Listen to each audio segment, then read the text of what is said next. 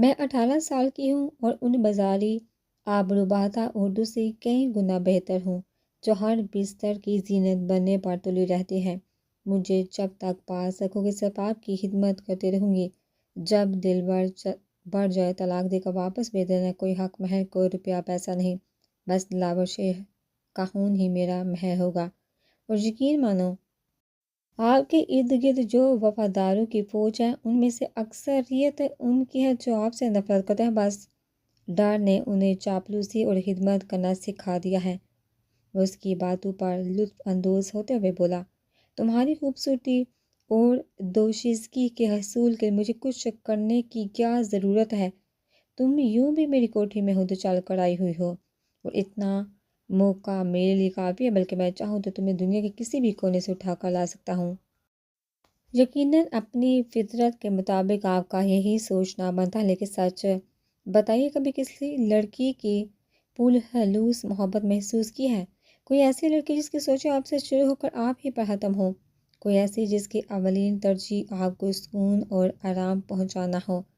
میرا خیال ہے اس مکالمے بازی کو رہنے دو، باقی اس میں شک نہیں کہ تم جیسی لڑکی کو ہر مرد اپنے بستر کی زینت بنانا چاہے گا، اور میں ایک مرد ہی ہوں، تمہارے حصول کے لیے گھنٹے ڈیڑھ کی قربانی دے دوں گا، لیکن یاد رکھنا اپنے وعدے سے پھرو گی نہیں۔ وہ اعتماد بڑے لہجے میں بولی، اپنی بات سے 1 انچ بھی نہیں ہٹوں گی، پھر کب؟ کل میں دلہن بن کر اپنے گھر میں منتظر رہوں گی، اور کل نکاح پڑھاتے ہی آپ مجھے اپنے ساتھ لیتے آنا۔ نکاح پڑھانا ضروری ہے کیا؟ کبیر دادا نے ہلکے سے مسکراہٹ سے پوچھا۔ اسے خود معلوم نہیں تھا کہ وہ اس کم سن لڑکی کی ہر بات کیسے مانتا جا رہا تھا، ورنہ اسے لڑکیوں کی کوئی کمی نہیں تھی۔ ہاں، بس یہ ناپائیدار گیرا میرا نصیب کر دینا، اس کے علاوہ کچھ نہیں مانگوں گی۔ تناوش کی آواز گلوگیر ہونے لگی تھی۔ میرا موبائل فون نمبر نوٹ کرو، جب ضرورت پڑے مجھے بلا لینا۔ یہ کہتے ہی اس نے اپنا ذاتی موبائل نمبر دہرا دیا۔ اس کا نمبر اپنے موبائل فون میں نوٹ کر کے وہ کھڑی ہوتے ہوئے بولی، ویسے کل دوپہر کو میں منتظر ہوں گی، اور یاد رکھنا دلاور شیخ کو میں اپنے ہاتھوں سے قتل کروں گی۔ کبھی مرغی بھی ذبح کی ہے؟ طنزیہ لہجے میں کہتے ہوئے وہ بھی اپنی نشست سے اٹھ گیا تھا۔ نہیں، اس نے نفی میں سہ ہلایا، دلاور شیخ سے ابتدا کروں گی، اور یوں بھی آپ جیسے بڑے دادا کی بیوی کو کم سے کم ایک قتل تو کرنا چاہیے۔ پتہ نہیں تناوش کے لہجے میں ایسی کون سی بات تھی کہ وہ بے ساختہ مسکرا پڑا تھا۔ تناوش کو محسوس ہوا کہ وہ مسکراتے ہوئے بہت اچھا لگنے لگتا تھا۔ کل ملیں گے، وہ اپنے خواب کی طرف بڑھ گیا۔ تناوش اس کی پشت کو گھورتی رہ گئی تھی۔ اس کے کمرے میں غائب ہوتے وہ باہر کی طرف چل بڑھی۔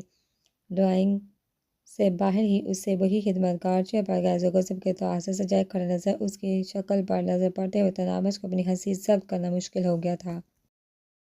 وہ اسے متبسم دیکھ کر دانت پیستے ہوئے بولا، دیکھ لیا اپنے جھوٹ کا انجام ہنسی۔ کون سا جھوٹ؟ ابھی اتنی دیر میں کبیر کے ساتھ گپ شپ ہی کر رہی تھی نا، پھر انہوں نے مجھے تھپڑ کیوں مارا؟ تناوش نے چہکتے ہوئے کہا، اس وجہ سے کہ آپ نے مجھے اتنی دیر کیوں روکے رکھا۔ اچھا، دماغ نہ کھاؤ اور جاؤ۔ یقیناً وہ کبیر دادا کے تناوش کے ساتھ اتنی دیر بات چیت کی وجہ سے کچھ کہہ نہیں پا رہا تھا۔ مجھے گھر تک جانے کے لیے گاڑی چاہیے۔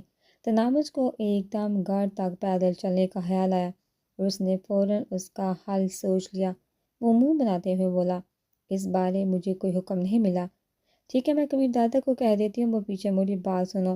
اس نے اتنی جلدی تناوش کو آواز دی کہ وہ پوری مڑ بھی نہیں پائی تھی۔ اس نے رکتے ہوئے شوخی بڑے لہجے میں کہا، سنائیے۔ وہ دونوں ہاتھ باندھتے ہوئے بولا، میں تمہارے ساتھ ڈرائیور کو بھیج دیتا ہوں، اب تشریف لے جاؤ میری ماں۔ یہ کہتے اس نے موبائل فون نکال کر کسی الہی بخش نامی ڈرائیور کو کال کر کے بتایا کہ کبیر دادا کی مہمان کو گھر تک چھوڑ آئے۔ تناوش وہیں ڈرائیور کا انتظار کرنے لگی۔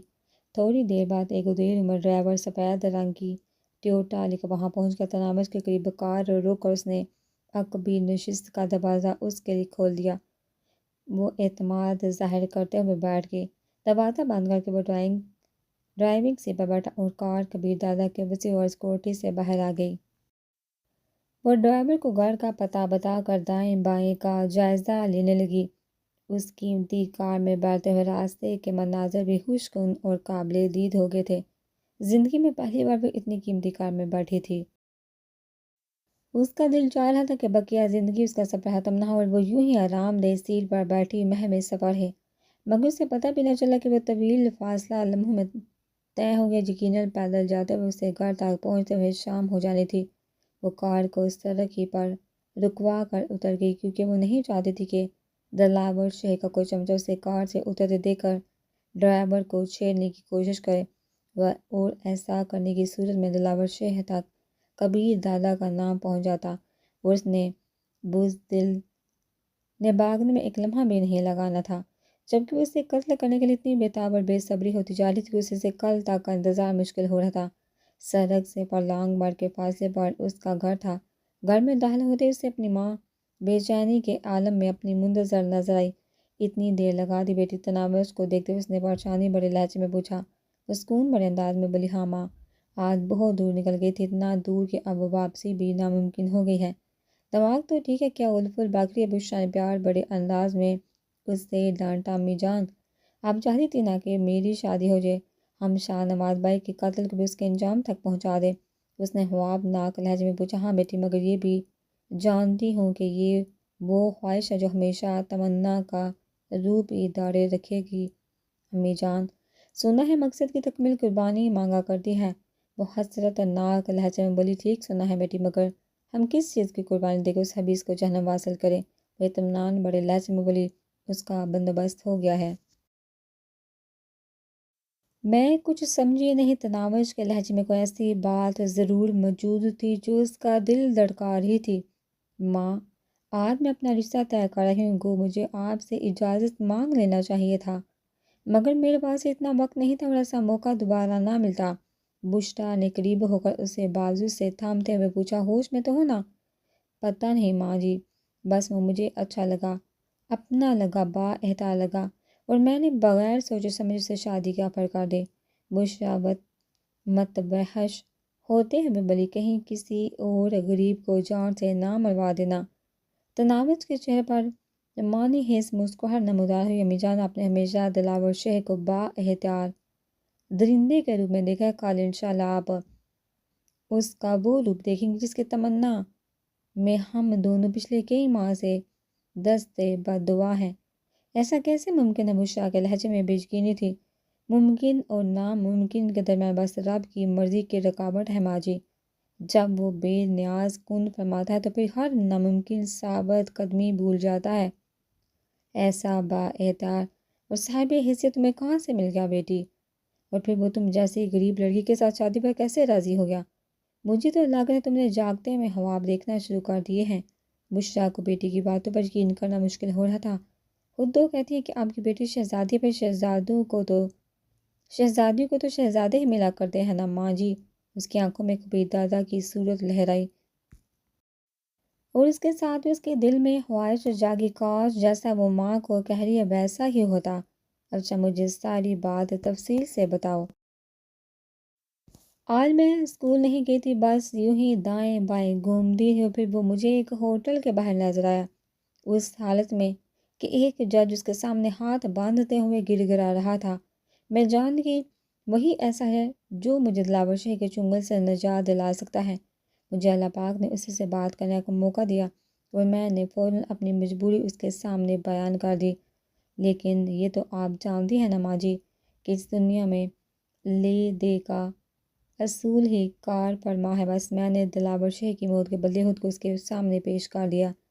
البتہ پریشان ہوں، وہ مجھے نکاح پڑھا کر ہی ساتھ لے کر جائے گا۔ اس نے بہت ساری باتیں حذف کرتے ہوئے سارا واقعہ دہرایا۔ مجھے تو یہ آسمان سے گر کر کھجور میں اٹکنے والا معاملہ لگتا ہے۔ تم نے دلاور شہ سے جان چھڑوانے کے لیے اس سے بھی بڑے گنڈے کا ساتھ اپنا لیا ہے۔ ماں جی، میں بس ایک بات جانتی ہوں کہ مجھے دلاور شہ سے بیہ کی موت کا بدلہ لینا ہے، اس کے لیے میں ہر قیمت ادا کرنے کو تیار ہوں۔ اگر دلاور شہ نے بیہ کے ہون سے ہاتھ نہ رنگے ہوتے تو شاید میں اتنا بڑا قدم نہ اٹھاتی۔ اب کیا ہوگا؟ میرا تو دل ہو رہا ہے۔ بشرا خاتون کی پریشانی میں کئی گنا اضافہ ہو گیا تھا۔ دلاور شہ والے معاملے میں کچھ مہلت ان کے پاس موجود تھی۔ اس کی بیٹی تو ایک دم ہی طوفان سر پر لے آئی تھی۔ اطمینان رکھیے، سب کچھ ٹھیک ہے، ہو جائے گا ماں جی۔ اس نے اعتماد بڑے انداز میں ماں کو تسلی، تم نہیں جانتی میری جان، ایسے با احترام اور صاحب حیثیت لوگوں کے لیے ہم غریب محمل میں ٹاٹ کے پیمن جیسی اہمیت رکھتے ہیں۔ اس نے بس تمہاری صورت دیکھ کر شادی کی، ہمیں بڑی ہے، تمہیں چاندی نسمال کرنے کے بعد وہ طلاق کے 3 لفظ بول کر تمہیں واپس پھینک دے گا۔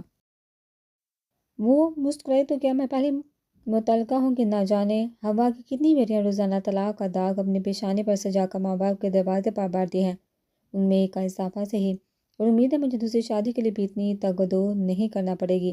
سب سے بڑھ کر دلاور جیسی نحوست سے ہماری جان چھوٹ جائے گی۔ تمہیں اکیلے اتنا بڑا فیصلہ نہیں کرنا چاہیے تھا، کم سے کم مجھ سے مشورہ تو کر لیتی۔ بیٹی کے بعد اسے استفاع کرنے کے باوجود اسے اطمینان محسوس نہیں ہو رہا تھا۔ میری جان، کہا تو ہے، مشورے یا اجازت لینے کا وقت میرے پاس نہیں تھا، اگر میں وہ موقع گنوا دیتی تو پھر وہی اڑنا سلگنا ہی مقدر ٹھہرتا۔ اگر اس سودے سے پیچھے ہٹنا ممکن ہے تو بہتر ہوگا اس شخص کو منع کر دوں، بلکہ معافی مانگ کر اپنی جان چھڑوا لوں۔ ماں نے اس کا حوصلہ شکنی میں کوئی دقیقہ فروغ گذاشت نہیں کیا تھا۔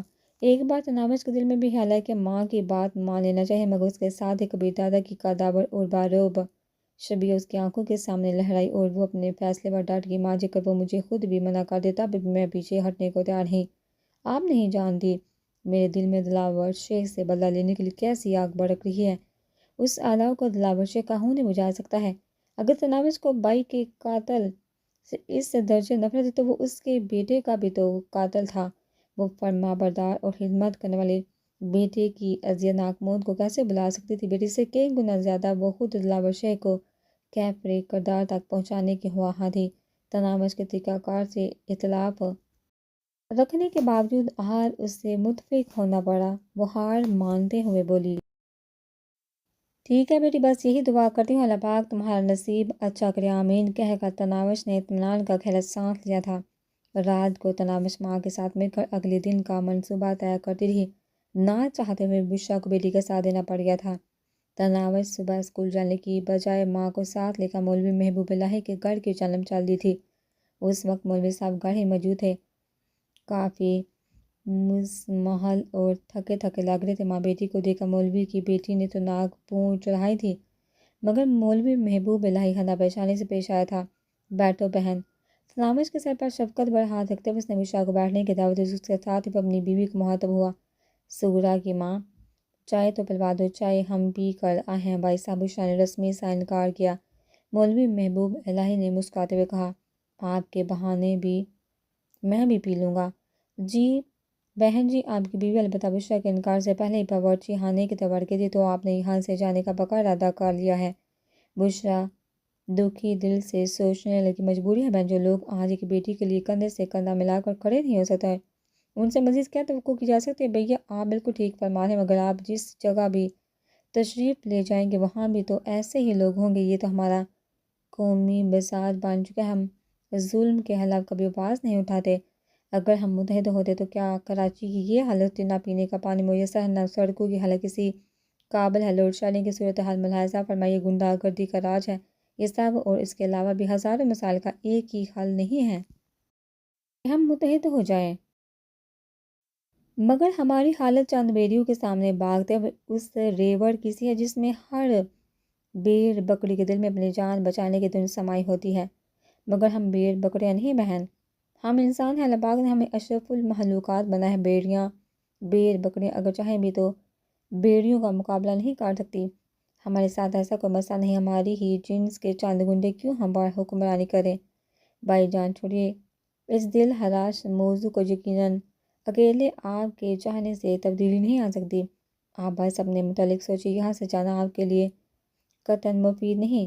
مولوی محبوب الہی دکھی لہجے میں بولا، اب تو فیصلہ ہو گیا، سچ بات کہوں تو میں یہاں سے جانے پر مجبور ہوں۔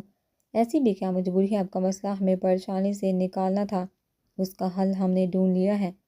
کیسا حل؟ مولوی محبوب الہی کے لہجے میں اشتیاق بڑھا تھا۔ بشرا اطمینان سے بولی، آج سپہر کو تناوش بیٹی کا نکاح رخصی ہے، کس کے ساتھ؟ اور یوں ایک دم کیسے؟ اس موذی کے بارے کیا سوچے؟ سب کچھ ٹھیک ہو جائے گا چچا جان، بس ایک خواہش ہے کہ میرا نکاح خود پڑھوائیے۔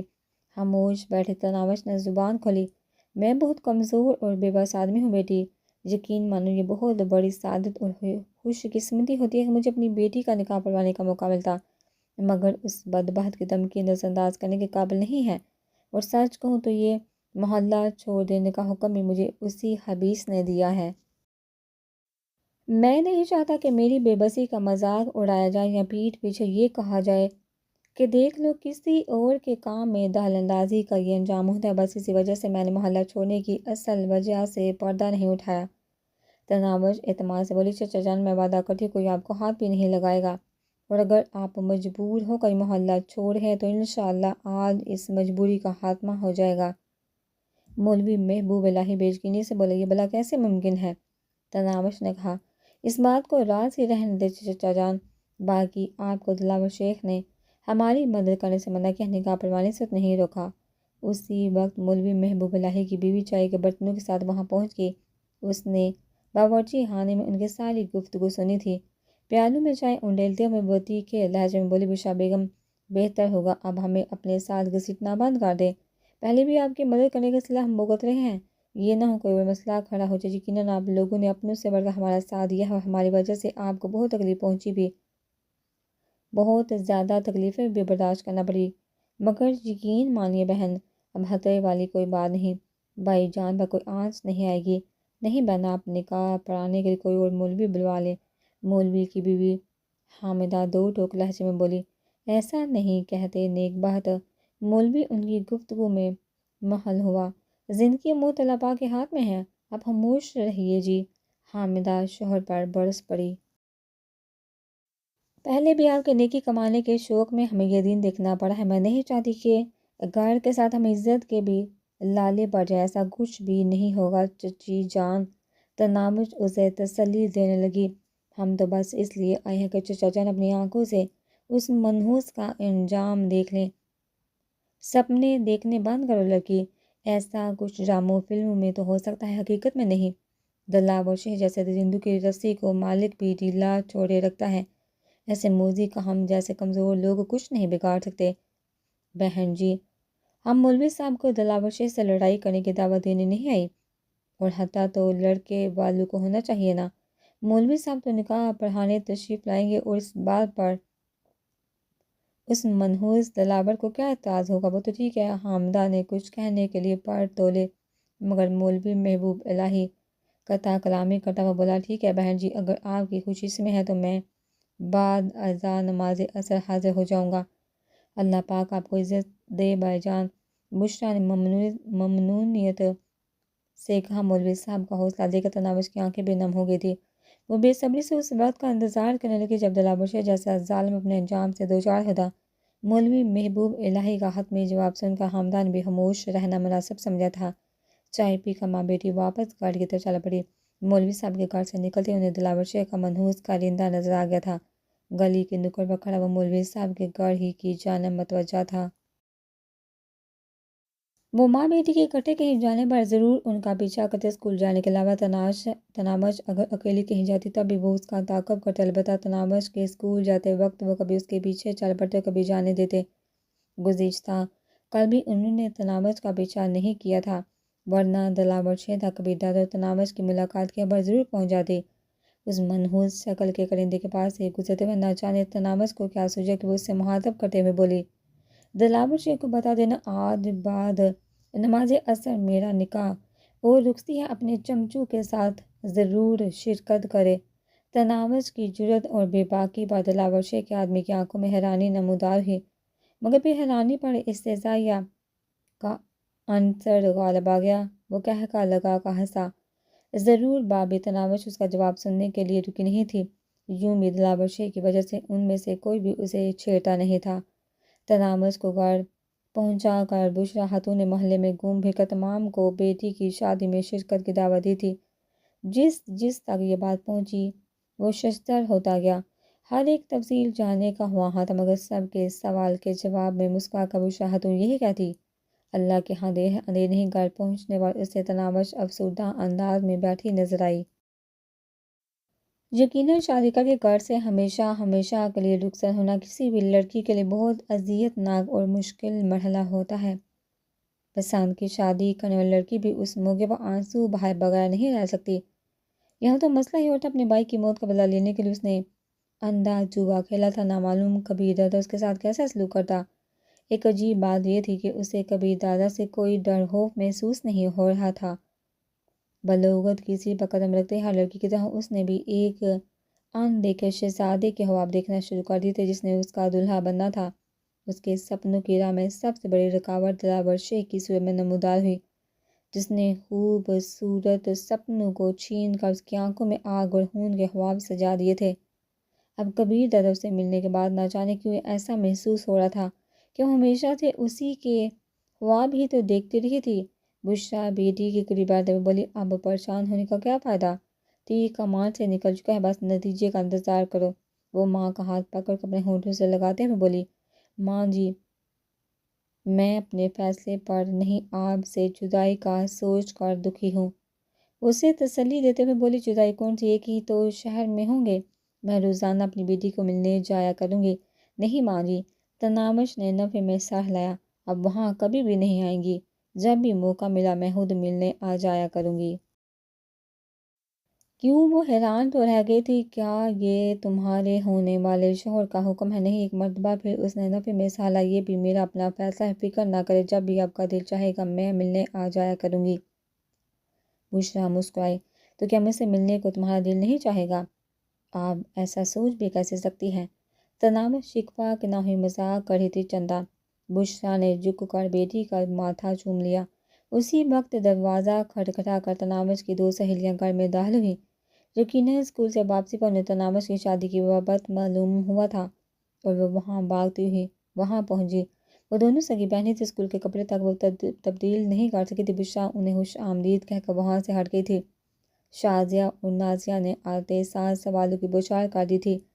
انہیں بھی دلاور شیخ کے بارے میں مکمل معلوم تھا، بلکہ وہ کیا پورا محلہ اس بات کو جس طرح سے جانتا تھا۔ اب وہ حیران اس بات پر تھے کہ آخر دلاور شیخ کی مصیبت سے ان کی جان کیسے چھٹی تھی۔ وہ فخریہ لہجے میں بولی، میرے ہونے والے شوہر کے سامنے دلاور شیخ کی حیثیت ایک کیڑے جتنی بھی نہیں۔ شازیہ نے پوچھا، ایک دم ایسا رشتہ تم نے کہاں سے ڈھونڈ لیا؟ تنامش کے جواب دینے سے پہلے داخلی دروازے پر ایک بار پھر حرکت ہوئی اور اس کی ایک اور سہیلی سلمیٰ گھر میں داخل ہوئی۔ ان دونوں بہنوں کی طرح وہ بھی آتے ساتھ حیرانی کا اظہار کرنے لگی۔ تنامش ان کی حیرانی سے محظوظ ہوتے ہوئے مسکرائی، وہ کیا کہتے ہیں، جو آسمانوں پر بنتے ہیں، اور یہ کہ اللہ پاک جب دیتا ہے تو چپر پھاڑ کے دیتا ہے، بس محاورے ہی سنتی رہنا، سلبات سے پردہ نہ اٹھانا۔ نازیہ نے تنگ آ کر دہائی دی۔ وہ کہہ کر لگاتے ہیں بولی، کبیر نام ہے، 6 فٹ سے اونچا قد، کثرت جسم، چوڑی چھاتی، قدمی رنگت، کشادہ پیشانی، موٹی ساحرانہ آنکھیں، مضبوط ہاتھ، ہم بہت بڑے کاروبار، بنگلے اور کئی کاروں کا مالک، ساس سسر ناند دیور کی آلودگی سے پاک۔ اتنا کافی ہے یا کچھ اور بتاؤ؟ سلمیٰ نے منہ بناتے ہوئے کہا، بولتے ہو جھوٹ، تم سے تو اللہ میاں ضرور پوچھے گا۔ اسی دوران اس کی 2-3 اور سہیلیاں بھی پہنچ گئی تھی۔ تھوڑی دیر کبیر دادا کی شخصیت کو موضوع گفتگو بنائے رکھنے کے بعد وہ تنامش کو دلہن بنانے کے در پہ ہو گئی۔ پہلے تو تنامش نے ساتھ سے انکار کر دیا، مگر پھر اسے اپنا رویہ مصنوعی لگا۔ شادی کے دن لڑکی کا بناؤ سنگار کرنا رسم و رواج کا حصہ تھا، بلکہ اس بارے تو شریعت کا بھی حکم موجود ہے۔ سب سے بڑھ کر وہ کبیر دادا کو خصوصی انعام سے نوازنا چاہتی تھی۔ جب اس سے معاہدہ ہو ہی گیا تھا تو اپنے الفاظ کا پاس رکھنے ہی میں اسے بھلائی نظر آئی۔ اس کے پاس میک اپ کا کوئی سامان موجود نہیں تھا، نہ وہ اس قسم کی عیاشیوں کی متحمل ہو سکتی تھی۔ زیادہ سے زیادہ صحبا تیل لگا کر کوئی کر دینا ہی اس کی تیاریوں میں شامل ہوتا تھا۔ یوں بھی حسن کو سجاوٹ کی ضرورت نہیں ہوتی، مگر اب اس کی شادی ہونے جا رہی تھی اور دلہن کی سجاوٹ تیل کنگھی تک محدود نہیں ہوتی۔ اس کی سہیلیوں کی نظر سے بھی اس کی غربت اوجھل نہیں تھی۔ اس کی ماں کے ہاتھوں بازار سے میک اپ کا سامان منگوانے کی وجہ سلمیٰ اپنا میک اپ باکس اٹھا لائی تھی۔ وہ ایک کھاتے پیتے گھرانے سے تعلق رکھتی تھی۔ آج کل یوں بھی ایک صاحب حیثیت لڑکی کے پاس میک اپ کا اتنا سامان موجود ہوتا ہے کہ جس سے چھوٹے موٹے بیوٹی پارلر کی ضروریات پوری ہو سکیں۔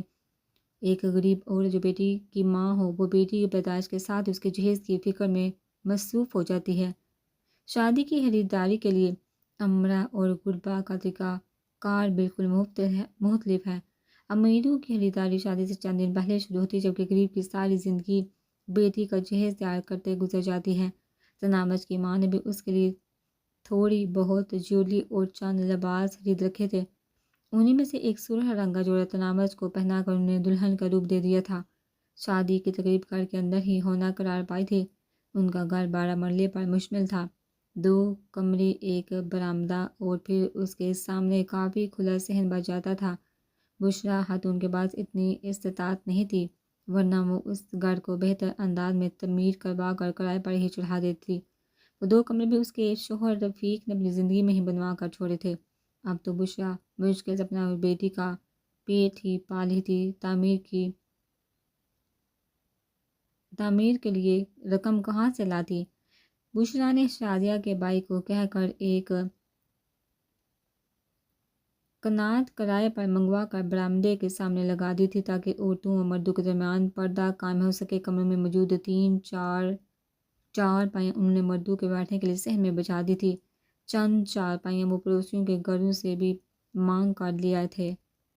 شادی کی تمام تیاریاں مکمل تھیں۔ محلے کے چند مرد صحن میں آ کر بیٹھ گئے تھے شادی میں شرکت کے لیے، تو وہ ہمت کر کے آ گئے تھے، مگر انہیں رہ کر دلاور شہ کا خوف گھیرنے لگا۔ وہ بہت پہلے سے تناوش سے شادی کا دعوے دار تھا۔ بس کی شادی پر اس نے کہاں خاموش رہنا تھا، مگر اب تک وہ وہاں نہیں پہنچا تھا۔ شاید وہ بارات کی آمد کا منتظر تھا۔ اس کے 1-2 چمچے پڑوسیوں کو بشریٰ کے گھر کے گرد گھومتے نظر آئے تھے۔ عصر کی اذان سن کر 2-3 آدمی نماز کے لیے مسجد کی طرف بڑھ گئے، جبکہ کچھ عزلی بے حسی سے مالک کائنات کی دعوت کو نظر انداز کی وہیں بیٹھے رہے۔ یقیناً انہیں فلاح کی ضرورت نہیں تھی، ورنہ فلاح کی ضمانت یعنی نماز سے غافل نہ رہتے۔ نماز کے بعد مولوی محبوب الہی بھی پہنچ گیا تھا۔ محلے دائرے میں لوگ آپس میں پردے کا اہتمام کم ہی کرتے تھے۔ ان کے باوجود مولوی محبوب الہی نے پردے کے قریب جا کر اندر جانے کی اجازت طلب کرنا ضروری سمجھا تاکہ کوئی عورت پردہ کرنا چاہے تو اسے اطلاع مل جائے۔ بشریٰ نے اسے خوش آمدید کہتے ہوئے اندر بلا لی۔ وہ سیدھا تناوش کے قریب پہنچا اور اس کے سر پر ہاتھ رکھتے ہوئے بولا، میں آ گیا ہوں بیٹی، اللہ پاک آپ کو دنیا اور آخرت کی عزت عطا فرمائے۔ مولوی صاحب تناوش نے ممنونیت بھرے انداز میں کہا، آمین، اللہ پاک ہم سب کو عزت سے نوازے۔ دعائی انداز میں کہتے ہوئے مولوی محبوب الہی باہر نکل گئے۔ اسی وقت تناوش نے موبائل فون نکالا تاکہ کبیر دادا کا نمبر ڈائل کر سکے۔ اس سے پہلے کہ وہ نمبر ملاتی، اس کے کانوں میں دلاور شہ کی منحوس آواز پڑی، ارے یہاں تو سچ مچ شادی کا ماحول بنا ہے۔ انہیں شاید دلاور شہ کی طاقت کے بارے میں کوئی شبہ ہو گیا ہے، لگتا تو یہی ہے باس، اس کے ایک چمچے نے کہا۔ اور تم سب کو میرا کوئی خوف نہیں رہا کہ یہاں اکٹھے ہو گئے؟ یقیناً یہ اس بوڑھے عاشق مولوی کی کارسانی ہے۔ بےہودہ انداز میں کہتے وہ مولوی محبوب الہی کی طرف بڑھا، کیوں مولوی، تجھے کون سا کیڑا سدھرنے نہیں دے رہا؟ اس کے انداز سے تناوش سمجھ گئی تھی کہ وہ مولوی محبوب الہی کی طرف جا رہا ہے۔ سر پر دوپٹہ جماتے ہوئے وہ سرے سے باہر نکلی۔ اس وقت تک دلاور شہ مولوی محبوب الہی کو گربان سے تھام چکا تھا۔ اس نے کڑک کر کہا، 1 منٹ۔ دلاور شہ وہ حیرانی سے اس طرف متوجہ ہوا۔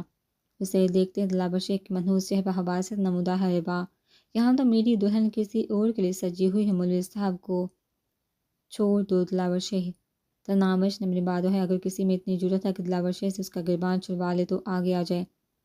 تو مرد ہے کہ ہجرت؟ تناوش کے الفاظ ایسے نہیں تھے کہ دلاور شہ آبر سے باہر نہ ہوتا۔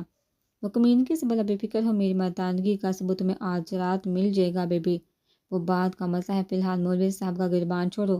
کیا تم نے خود نہیں کہا تھا کہ جب کوئی میری بارات لے کر آئے گا تو وہ خود بھی جان سے جائے گا اور تم میرے BA کرنے سے پہلے ہی مجھ سے شادی کر لو گے؟ بالکل کہا تھا دلاور شہ نے، چھاتی چوڑی کی، تم نے نکاح پڑھانے والے کے بارے میں کوئی ایسی بات نہیں کی تھی۔ پھر مولوی صاحب کی توہین کا مطلب میرے ہونے والے شوہر سے نمٹ لو، شاید اس کے بعد مجھ سے نکاح پڑھانے کے لیے تمہیں بھی مولوی صاحب کی ضرورت پیش آ جائے۔ یہ تم نے کام کی بات کی ہے۔ مولوی صاحب کا گربان چھوڑ کر وہ اپنے چمچوں کی طرف متوجہ ہوا۔ کرمے، جا ذرا پلوان کی دکان سے ایک ٹکڑا مٹھائی کا تو اٹھا لا، آج اس ٹنٹنے کو ختم ہی کرتے ہیں۔ ٹھیک ہے باس۔ کرمے نامی چمچے نے اس بات میں سر ہلا کر باہر کا رخ کیا، تو نکاح کی کارروائی شروع کریں۔ دونوں ہاتھوں سے ہلکی سی تالی بجاتے ہوئے اس نے ہاتھ دھونے کے انداز میں ملے۔ تناوش بے باکی سے بولی، پہلے میرے شوہر سے تو نہیں ملو، تو بلاؤ اسے، میرے پاس اتنا وقت نہیں کہ کسی ٹٹ پنجی کا انتظار کرتا تھا۔ تناوش نے ہاتھ میں پکڑے موبائل فون پر کبیر دادا کا نمبر ڈال کے فون کان سے لگایا۔ 2-3 گھنٹیوں کے بعد کسی نے کال کاٹ دی۔ اس کا دل انجانے خوف سے دھڑکا اور وہ دوبارہ نمبر میں لانے لگی، مگر آگے سے ایک بار پھر نمبر مسروق کر دیا گیا۔ اس نے تیسری کوشش کی، جس کا حال پہلے والی کوششوں سے مختلف نہیں تھا۔ ایک دم اس کا رنگ پیلا پڑ گیا تھا۔ اس کے بے باکی و بہادری کے غبارے سے فوراً ہوا نکل گئی تھی۔ یقیناً کبیر دادا کو اس کام میں کوئی دلچسپی نہیں تھی۔ وقتی طور پر اسے ٹالنے کے لیے اس نے ہمیں بڑھ لی تھی، ورنہ نہ تو اس کی زندگی میں خوبصورت لڑکیوں کی کمی تھی، نہ اسے تناوش سے نکاح پڑھانے کا کوئی شوق تھا۔ اپنا قیمتی وقت کسی بے سہارا یتیم لڑکی پر ضائع نہیں کر سکتا تھا۔ تناوش کا دل ڈوبنے لگا۔ وہاں موجود تمام مردوں کی نظریں اس کے چہرے پر گڑی تھی۔ بغیر کوئی بات رابطہ منقطع ہونے پر دلاور شہر چہکا، بے بی یقیناً تمہارے ہونے والے سورما شوہر کو معلوم ہو گیا ہوگا کہ تم پر دلاور شہر کی نظر ہے۔ دلاور شہر تو موت کا دوسرا نام اور موت کا سامنا اس مولوی جیسا بیوقوف ہی کر سکتا ہے۔ بہرحال مولوی صاحب نکاح پڑھوانا شروع کر۔ اس نے شاید زندگی میں پہلی بار مولوی محبوب الہی کو تمیز سے مخاطب کیا تھا۔ زمین و آسمان تناوش کو نگاہوں میں چکرانے لگے تھے۔ بے احتیاط وہ قریب پڑی چارپائی پر بیٹھ گئی۔ اس کی ماں فوراً دہائی دیتے ہوئے کمرے سے باہر نکلی۔ نہیں دلاور شہر، تم نے خود 14 جماعت کرنے تک کی مہلت دی ہوئی ہے اور میری بیٹی ابھی 12ویں کلاس میں ہے۔ سن، مائمہ نے کہا تھا کہ تم لوگ کوئی ایسی حرکت نہیں کرو گے جیسی اب کر چکے ہو۔ اب تمہاری مہلت ختم۔ میں خود ہی تمہاری بیٹی کو BA کروا لوں گا، بلکہ اس کی بہت اچھی ٹیوشن بھی رکھوں گا۔ بشریٰ کو یہ کہتے ہی وہ مولوی محبوب الہی سے مخاطب ہوا۔ اب مولوی کی اولاد کیا کہا ہے، نکاح پڑھوانا شروع کر، مگر لڑکی تیار نہیں۔ مولوی محبوب الہی ہکلاتے ہوئے کہا، کیسے تیار نہیں؟ اپنے کسی یار کے لیے تو اس نے اتنا سنگار کر لیا، عاشق کو بھی مایوس نہیں کرے گی، مگر جناب لڑکی رضامندی تو لازمی ہونی چاہیے نا۔ تم فکر نہیں کرو، وہ بالکل رضامند ہوگی۔ یقیناً اسے تمہاری لاش دیکھنا پسند نہیں ہوگا۔ یہ کہتے اس نے جیب سے پستول نکال کر مولوی محبوب الہی کی کان پٹی پر رکھ دیا تھا۔ حیران اور پریشان بیٹھی تناوش کے سر پر قیامت ٹوٹ پڑی۔ مولوی صاحب کو وہ بڑے اعتماد سے بلا کر لائی تھی۔ اس نے تو دعویٰ کیا تھا کہ دلاور شہر اسے ہاتھ بھی نہیں لگا سکے گا، اور اب مولوی صاحب کو جان کے لالے پڑ گئے تھے۔ خدا کے لیے یہ ظلم نہ کرو۔ وہ دلاور شہر کے سامنے ہاتھ باندھتے ہوئے گڑ گڑائی۔ وہ اطمینان سے بولا، ٹھیک ہے، تم میرے ساتھ نکاح پڑھوا لو، مولوی کو کچھ بھی نہیں کہوں گا۔ تناوش کے پورے وجود کے اندر بے بسی بڑھ گئی تھی۔ اس کے دماغ میں مولوی کی بیوی حامدہ کی آواز ابھری، سپنے دیکھنا بند کرو لڑکی، ایسا کچھ ڈراموں فلموں میں تو ہو سکتا ہے، حقیقت میں نہیں۔ دلاور شہر جیسے درندوں کی رسی کو مالک بھی جلا چھوڑے رکھتا ہے، ایسے موذی کا ہم جیسے کمزور لوگ کچھ بھی نہیں بگاڑ سکتے۔ اس کی بات بالکل سچ تھی۔ اب دلاور شہر کی بات نہ مان کر وہ بس مولوی صاحب کی زندگی کی دشمن ہی بن گئی تھی۔ ایک لمحہ سوچنے کے بعد وہ بڑھائی ہوئی آواز میں بولی، ٹھیک ہے مولوی صاحب، آپ نکاح پڑھوانا شروع کرے۔